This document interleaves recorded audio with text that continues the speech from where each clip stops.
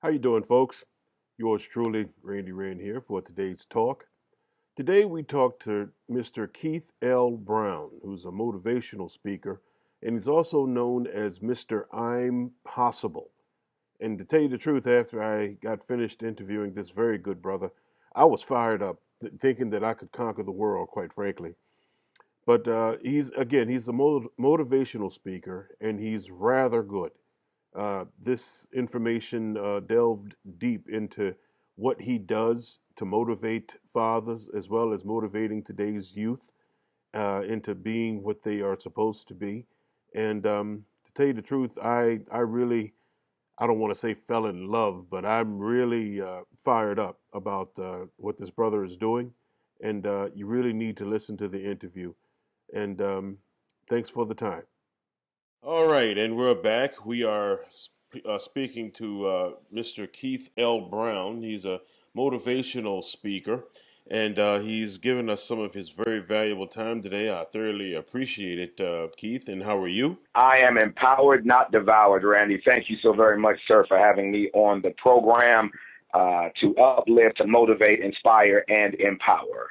What can the faith based community do in order to support our children academically, in your opinion? Well, the faith-based community can support our children and young people academically simply by being relevant and involved.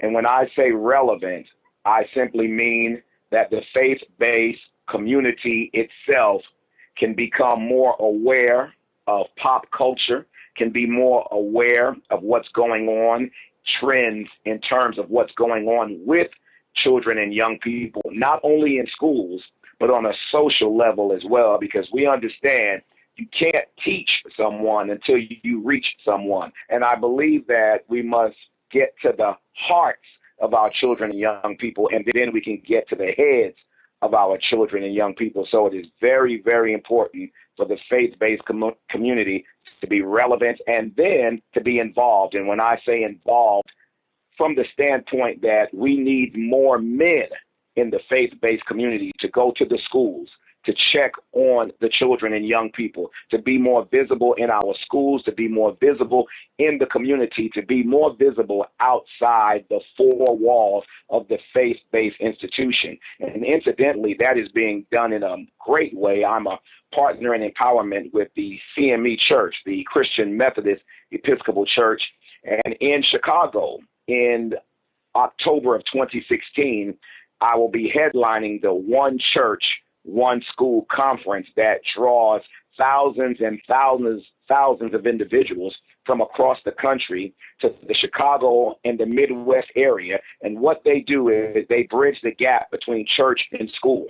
And they do that by holding a conference where they bring thousands of young people from Chicago public schools to Chicago State University, and they enlighten them and they empower them, and they talk about academic excellence and college and career exploration. And so we do that with the I'm Possible movement, and that's why I'm called Mr. I'm Possible, because we bridge that gap telling our children and young people it's not impossible, it's I'm possible. So the faith-based community can do that and step up its efforts to ensure that our young people reach the epitome of excellence. Now, in your opinion, what's the biggest obstacle you face when you're trying to convince our youth that they are worthy of so much? Well, the biggest obstacle that I face is that our young people often have low expectations of themselves, low expectations of their ability to excel. What I do on my Twitter account at Keith L. Brown 1911, I always send positive tweets out that the young people like because they follow me on Twitter. They follow me on Instagram. And so what I do is I send out those positive messages of uplift, those positive messages of hope.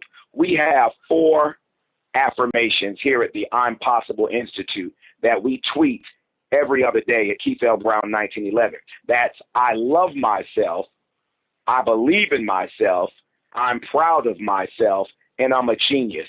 And quite often, our young people, when they watch the television, and you know they call it television because it's telling a vision it wants them to see. So when it's telling a vision it wants them to see. So quite often when our young people, primarily young people of color, when they watch the television, they see so many negative images of themselves, but they embrace these images not knowing how detrimental these images are to their growth.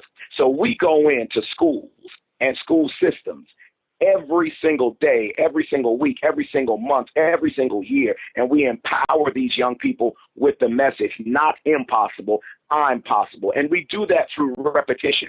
And not only that, Randee, we are relevant. We know their music. We know their language. So we are, as they say, turned up for excellence. And so that is my greatest obstacle, just getting young people to believe in themselves, to love themselves, to do something to be proud of themselves, and help them embrace the fact that, yes, you are a genius. Yes, you are college material. And yes, you are a productive citizen and a future leader in America. So that is my greatest obstacle, low expectations that our young people have for themselves. And quite often, many in the community have those same low expectations for our young people. So we want to do a paradigm shift. We go in first and foremost to change the mindset, because we understand once we change the mindset, then we can change the GPA, the grade point average, Yes. the test scores, and so forth. Mm-hmm. That's a good way to go about it. And I agree with your point wholeheartedly with regards to these children, these youth being hopeless. Yes. They're just so broken. You know, I was talking to a gentleman some years ago, and we were just talking about the way the young men like to wear their pants hanging off of their rear ends and everything. And we were talking about our sheer disgust for that. But one thing that this gentleman told me was, their pants are down because they're down. They don't, Wow. And that, yeah, yes. they don't believe in themselves. They have no hope. And you would think I already knew that, but that really just opened my eyes to, like, wow, and seeing it's like I was looking inside their brain once that was told to me. I'm like, wow. But it gave me some insight on how to, deal and to understand them. Well, what I do, Randee, the first thing I do when I see a young man wearing his pants sagging, and let me preface this by saying many people believe that only African American youth or young men of color wear their pants sagging. I travel all over the world. White males are wearing their pants sagging in England. White males are wearing their pants sagging in Idaho. White males are wearing their pants sagging in Wisconsin. I go all over the world, and the first thing I tell young people is the following. When I go up to a young man and his pants are sagging, I say, "Excuse me, young genius, would you mind pulling your pants up?" Because I believe it's the approach. Mm-hmm. And when I approach those young people in a positive way, then they're not so combative and they're more willing to pull their pants up. And then I continue the conversation by saying, the way in which you dress is the way in which you will be addressed. And young man, when you keep your head up, your pants up, and your purpose up, you are telling America, I will never be property of the state, but I'm going to own property in the state. And I just sent that tweet out the other day at Keith L.Brown in 1911. I sent a tweet out, Randee, that said, heads up, pants up, grades up. Why? Because young people, you are prospects, not suspects. And that message resonates with them. Mm-hmm. And so when they see me coming to the schools, they automatically pull their pants up because they know that Keith L.Brown cares. Because I do a lot of informal mentoring. I don't have to have a program to mentor. I go to the basketball courts across America. I go to the community centers across America. I go to the street corners across America. And I am an example for those young people. And quite frankly, we need to teach some of our men to pull their pants up as well, because you have men in their 30s, 40s, and 50s who are out there sagging, and that looks awful as well. Sure. And let me say this, Randee. The reason why you were so shocked is because there was a time in the Afrocentric culture or in the African American community where we dressed for success every day, Yes. where we had a sense of pride, a sense of values, and we have to get back to that. And that is my mission each and every day, sir. Now, if you could please speak about the work that you do with young black males as well as the school districts you're involved with. Absolutely. We have a program here at the I'm Possible Institute, and that program is called the PEP Rally, and that's PEP, and that stands for Pupils, Educators, and Parents. And it's called the PEP Rally. And we go into school districts, and typically we have assemblies for the entire student body to reach the pupils. So we have these assemblies to reach the pupils, and then after that, I do small group sessions with young black males and young men of color. I do small group sessions with them on academic excellence, on leadership, on character. Right now, we're in school districts across the country, in North Carolina and Wisconsin, Idaho, Georgia, Chicago, Illinois. The list goes on, and we promote this PEP rally. And so first, we empower the pupils, and then we empower the educators. That's the E in PEP rally. Mm-hmm. We teach the educators how to be more relevant, innovative teaching strategies, how to deal with today's youth. And I must give it up to our educators across the country who are doing a great job, and our education support personnel. And we do that when we go into school districts. And then, Randee, the last P stands for parents, because we understand we cannot do it without parental involvement. And so we invite the parents out, and we involve those parents in the process. So that's what we do each and every day at the I'm Possible Institute. When we're traveling, we go to empower the schools and the entire community. And it's the bottom line is I'm here so that we can reduce the number of young black males who are incarcerated, who are dying early. Because you know it's sad, many of our young men learn how to serve a sentence before they learn how to write one. Amen. There it is, right there. So I'm here to eradicate that trend. I am here to minimize that trend, and I'm here to maximize our young people. Why? Because I'm a former special ed student. I was labeled special ed. I was labeled at risk. And had someone not nurtured me and mentored me, I could have fallen through the cracks. So it is my duty and my responsibility to give back, and we do that every day, sir. I want to switch gears here and talk about education and education reform for a moment. In your Yes. opinion, is there a market failure, say, where demand outweighs supply when it comes to education for our youth? Yes, absolutely. To be honest with you, and I always say that our children and young people will succeed if we give them two things, Randee. That's access and exposure.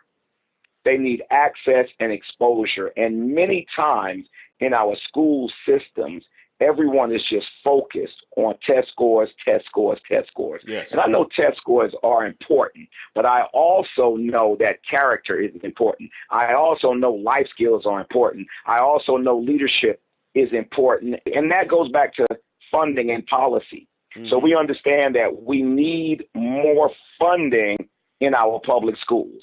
We understand that we need that. We need that all the way down where I work with the Head Start level. I work in Head Start as well. We need more funding in Head Start. We need more funding for more programs that build character and social skills so that our students can understand the importance of how to conduct themselves. They can understand the importance of study skills, test-taking skills.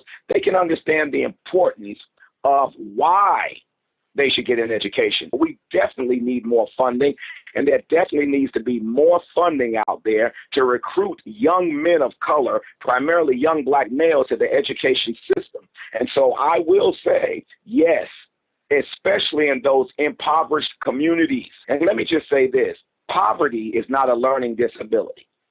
Okay? Yeah. And quite often, people think because these communities are underserved, these young people and children can't learn. No, they can learn, but they deserve to have more funding, more access, more exposure, and they deserve to have the same quality education as everyone else. We are speaking to Keith L.Brown. He's a motivational speaker.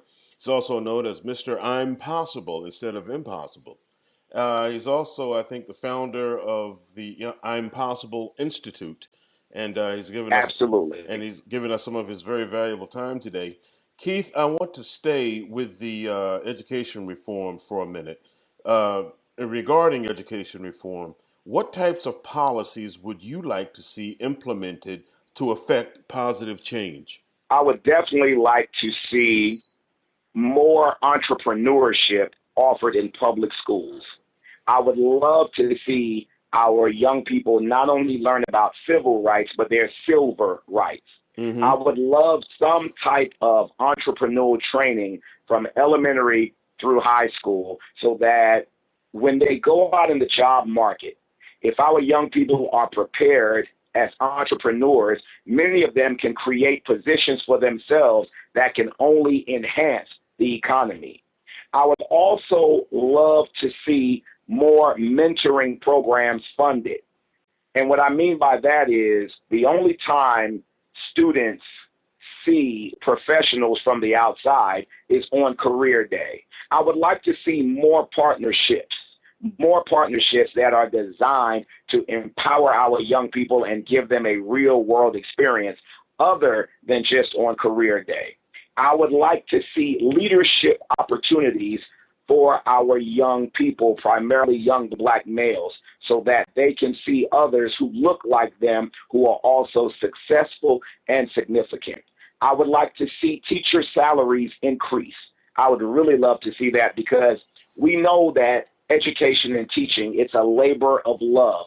We do understand that, but we also must increase pay for our teachers because they deserve it, because our teachers are the reasons we have doctors and lawyers and business owners and advocates such as yourself. So I would love to see this. I would love to see more federally funded programs come back to the schools, supplemental education programs. I would like to see more summer programs in our public schools. I would love to see all of this so that we can have a year-round real life experience for our young people. I would like to see more funding in those areas, more funding in Head Start, more funding for the programs that will enhance our young people, our families, and build legacy. That's what I'm all about, sir. Now, if you could please speak to the vulnerabilities of children who are not academically motivated and aren't represented well in these schools. The reason that many of them are not academically or excelling academically is just what you said. They are disinterested. Mm-hmm. And that goes back to the pep rally, the pupils, educators, and parents. That's when we go into those educators and we talk about how to further motivate, inspire, and empower. Because the bottom line is this: we definitely want to close the achievement gap, Yes. but we also first must close the ambition gap. If we close the ambition gap, then we will close the achievement gap. So we have to get our young people to believe in themselves. And how do you do that? Innovative teaching strategies that are relative to their lives.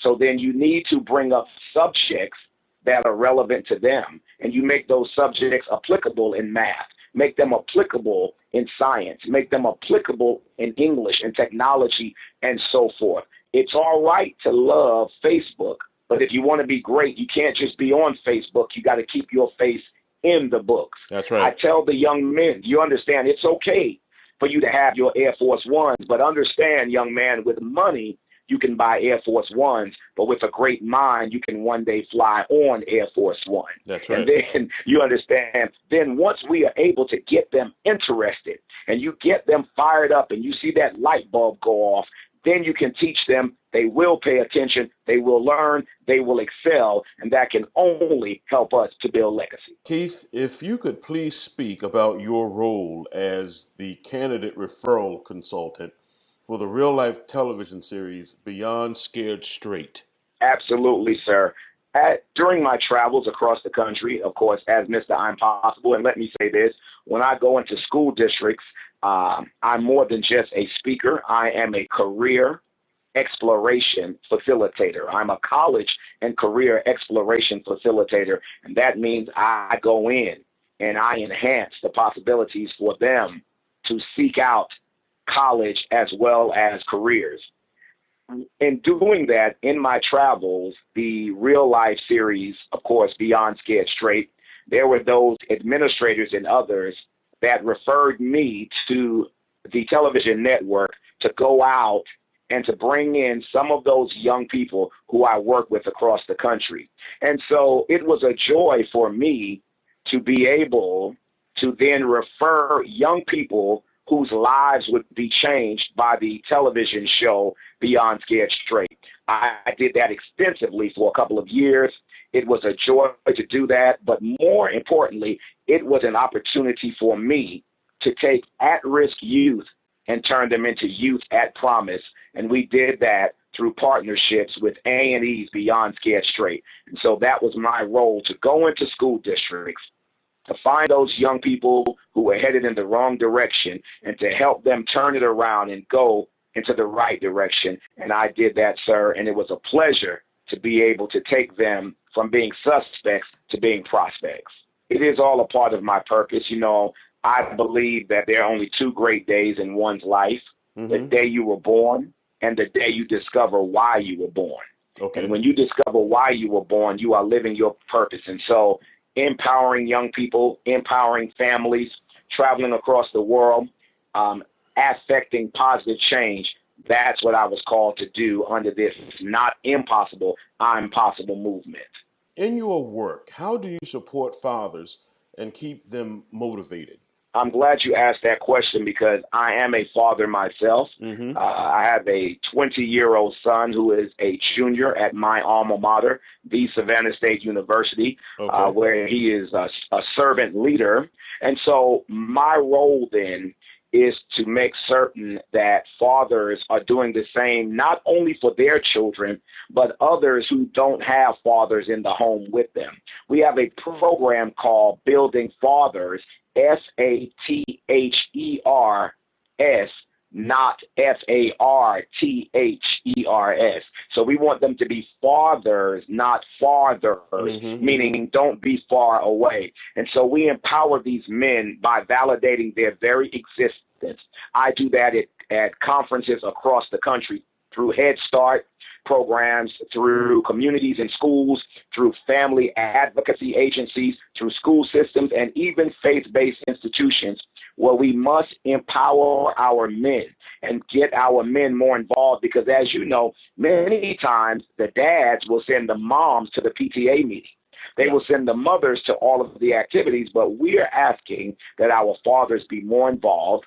And we do this by first building up our fathers, because so many times they are beat down and so many times there are so many negative images of our men of purpose. So we first build them up and we arm them to be more involved in their children's lives, to be more involved in the community, to be more involved, because as you know, when a man walks through the door of a school and he is positive, the atmosphere changes. Yes. When a man walks in a community center, the atmosphere changes. When a man walks on the park and those young people see him and he's positive, the atmosphere changes. So it is our goal at the I'm Possible Institute to involve more of our fathers, to get them involved in the process of building legacy. We have been speaking with Keith L.Brown. He's a motivational speaker. He's also known as Mr. I'm Possible. And he's also founder of the I'm Possible Institute. And again, in closing, Keith, we thank you so very much for giving us some of your very valuable time. Please feel free to plug your website and any other project that you are involved in. I appreciate you, and your listeners can reach me at KeithLBrown.com. That's KeithL Brown.com. Thank you so very much, sir. Once again, that's KeithLBrown.com, KeithLBrown.com. On Twitter, KeithLBrown1911. And let me say, we have a awesome speakers boot camp coming up right here in the Metro Atlanta area on April the 30th. You can find that on the website, and that boot camp is geared to speakers, entrepreneurs, and those who want to empower young people. We'll be doing that as well, sir. Okay, and hopefully we'll be talking to you shortly before the conference there in Atlanta, and hopefully we'll be talking to you then, Keith. Thank you so very much for your valuable time, brother. Thank you so much, my brother. You be empowered. Thank you for being an advocate Thank you for being an asset, not a liability. And thank you for being a meaningful specific and not a wandering generality. Well, thank you, brother. I thoroughly appreciate that.